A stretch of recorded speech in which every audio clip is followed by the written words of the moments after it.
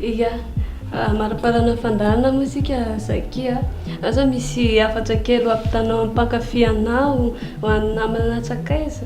Misy ny eny e, misy ka misy. Voalohany indrindra aloha dia tena misaotra ny mpankafy fa raha tsy nareo angamba tsy tonga zao mitoerana zao zakia. Dia ho an'ny mbola varimbariana mbola tsy makafiana ambadikana dia aniraka ankafy koa e. Dia partageo moa zay asantsika any.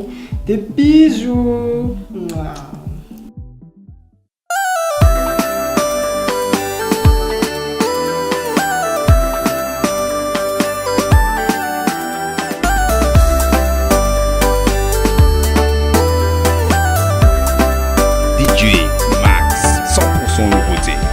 Lamba boutique fitiavako anao fa lambanako fa inonao za anao ko fa inako tsy vinatoeko nini mamako fa anao ndo tompotragno fa nararaky vire anao no tompondreny zako iananao afakeny nahavitra mitenteny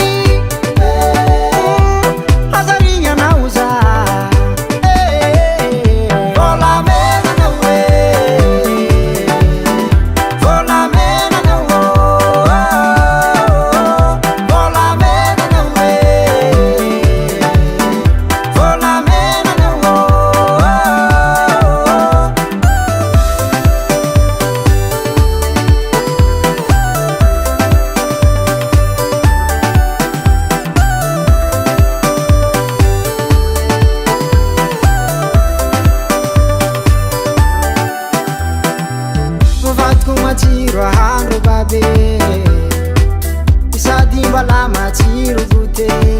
respect aminao za tsy agnova fitiavako anao tsy hiova fa naraiky fa mazava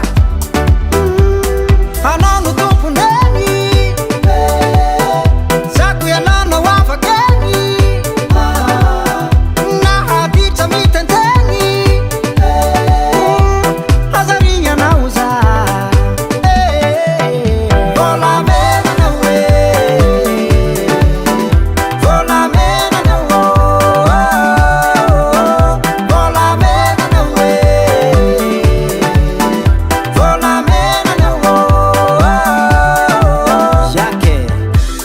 Magnarabeko tsy fony tompona vidy fa viavy magnarakomagna ndraiky tsy fony vadina riagna hainao koragna za respect